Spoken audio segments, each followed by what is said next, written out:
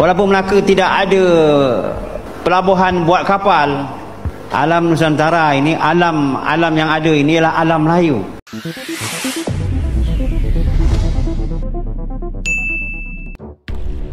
Assalamualaikum warahmatullahi wabarakatuh. Halo, kembali bersama dengan kami di channel ini. Oke, Indonesia dikenal sebagai negara maritim. Hal ini karena 70% luas wilayah Indonesia merupakan lautan, sedangkan 30% merupakan daratan dengan puluhan ribu pulau. Dan dalam peradaban di masa lalu, para leluhur orang Indonesia memiliki kemampuan dalam membuat kapal dan telah berlayar dari satu pulau ke pulau lain yang menggunakan navigasi sederhana dalam mengarungi samudra. Namun teman-teman mungkin pernah menyaksikan video-video dari negara tetangga dengan narasi-narasi tentang kehebatan teknologi masa lampau, khususnya dalam pembuatan perkapalan dengan segala kejayaannya dalam menaklukkan samudra. Dan yang mengejutkan bahwa cerita itu dinukilkan kepada kehebatan yang terfokus pada bangsa Melayu, khususnya Malaysia, sebagaimana yang diungkapkan pada beberapa narasi video-video dari negara jiran maupun oleh salah seorang ahli sejarahnya. Orang Melayu bukan sahaja menguasai kemahiran berkaitan ilmu pelayaran, malah turut memiliki kepakaran dalam pembuatan jong atau perahu. Ada beberapa jenis kapal yang digunakan untuk perdagangan dan pengangkutan di laut, dan salah satu contohnya adalah jong. Jong digunakan sebagai kapal perang dan kapal dagang di zaman Kesultanan Melayu Melaka. Sebagai satu bangsa pelayar, membina kapal laut dan perahu merupakan salah satu kepakaran orang-orang Melayu.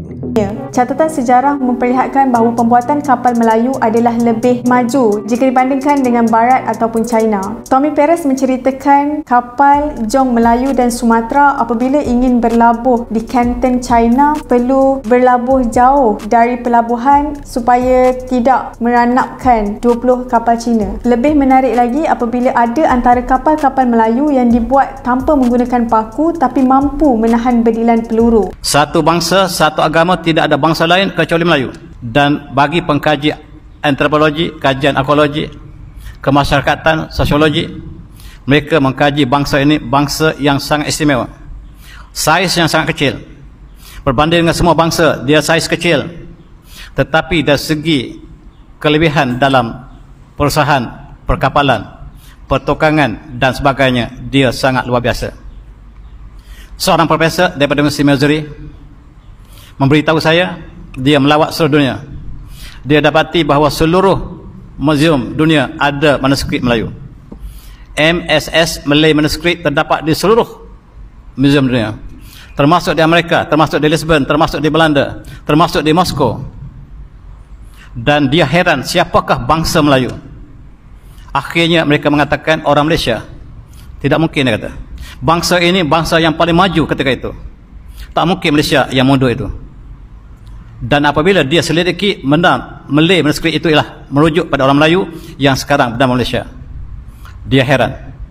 Dia kata, bangsa kamu, bangsa yang jauh ketika dunia masih belum tamadun, kamu telah ada tulisan yang ditinggalkan sampai sekarang. Manuskrip yang ditulis oleh sebelum Islam lagi, apatah lagi selepas Islam, bertaburan seluruh dunia. Dan kita boleh dapati manuskrip Melayu tersebar di mana-mana saja. Dan Barat, tuan-tuan, manuskrip mereka yang paling lama tulisan Shakespeare. Mereka hanya berbangga dengan tulisan Shakespeare yang dihasilkan kurun 17.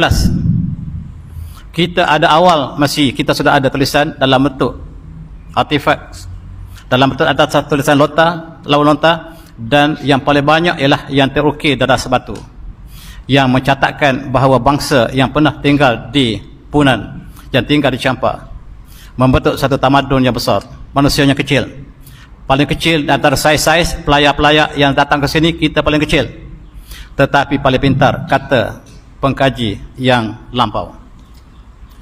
Tuan-tuan yang saya hormati, satu masa kita kuasai laut. Kita lah bangsa yang disebut sebagai bangsa maritim.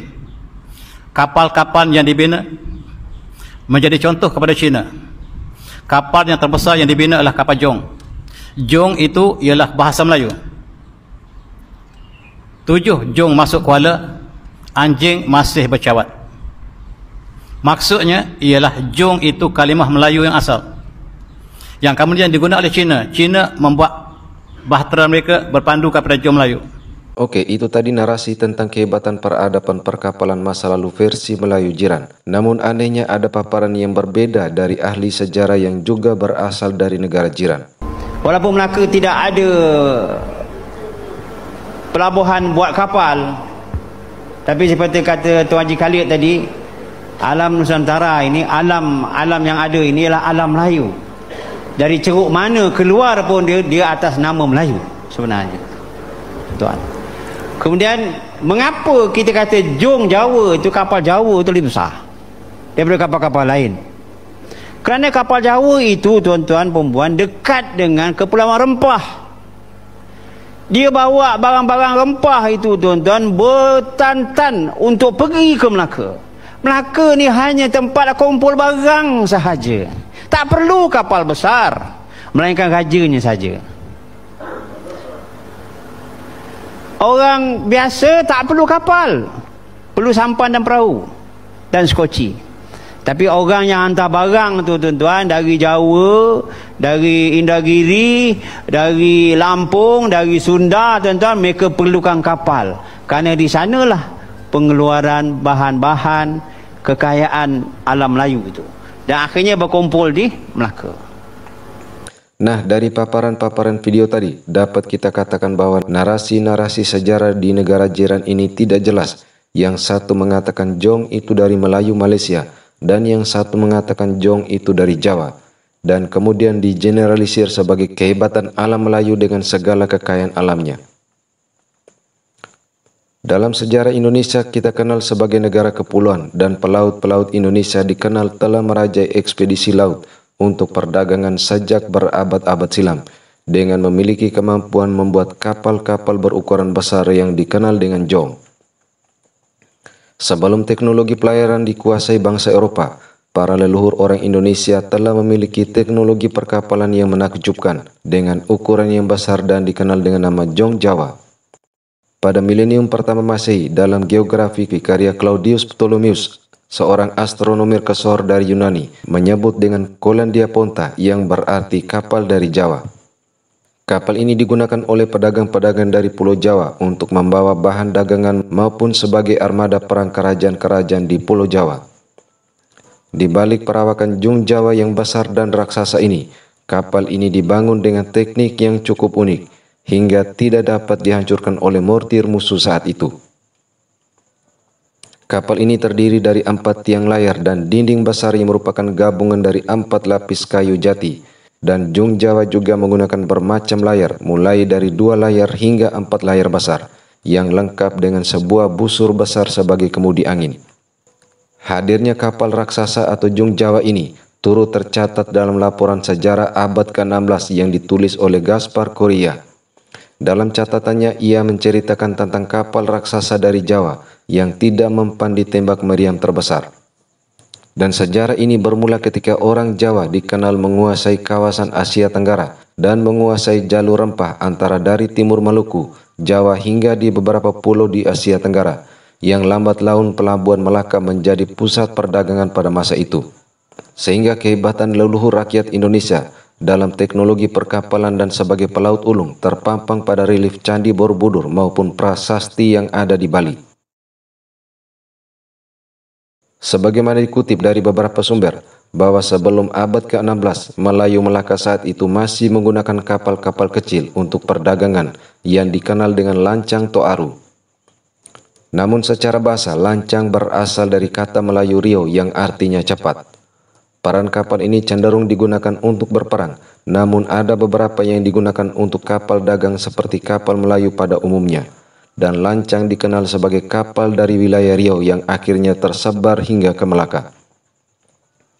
Negara Portugis pun pernah menulis dan menyebut lancang sebagai kapal untuk pengangkut atau tongkang. Dan pada tahun 1820-an, kapal lancang yang ukurannya lebih kecil ini dibuat untuk bajak laut dan kapal ini mudah disembunyikan di hutan-hutan bakau. Barulah pada abad ke-16, orang Melayu di Melaka memiliki kapal-kapal tersendiri Jong-jong itu tidak dibangun oleh orang Melayu atau Kesultanan Melaka, akan tetapi dibeli dari daerah Jawa. Malaka saat itu hanya memproduksi kapal kecil atau yang dikenal dengan lancang, bukan kapal besar. Malaka saat itu hanya memproduksi kapal kecil atau yang dikenal dengan lancang toaru, bukan kapal besar. Industri pembuatan kapal besar saat itu tidak ada di Melaka, dan industri mereka belum mampu memproduksi untuk kapal di lautan lepas. Dalam sumber yang lain menyebutkan bahwa satu-satunya jong yang besar saat itu bernama Mendam Birahi, namun itu pun hanya disebut dalam hikayat Hang Tua, sedangkan pada manuskrip Melayu lain tidak pernah menyinggung keberadaannya. Salah satu kapal besar atau jong yang dimiliki Melaka saat itu adalah Mendam Birahi, yang merupakan sebuah kapal legenda berjenis galai kerajaan. Bahasa Melayu klasiknya gali kenaikan raja, yang diyakini digunakan pada masa Kesultanan Melaka pada awal abad ke-16, dan jenis kapal ini baru ada setelah 1530-an. Nama Mendam Birahi sendiri bukan berasal dari bahasa Melayu, melainkan berasal dari bahasa Jawa kuno dan Sunda, Mendam Birahi yang berarti mabuk asmara. Sehingga narasi tentang jong itu sebenarnya merupakan peradaban jong Jawa, yang merupakan kapal raksasa yang dibuat oleh leluhur orang Indonesia di Pulau Jawa. Sehingga dapat dikatakan beginilah jika memahami Nusantara sebagai kepulauan Melayu dan menggaungkan konsep serumpun yang kemudian memelayukan semua peradaban budaya yang ada di negara Indonesia, bahkan di beberapa negara lain.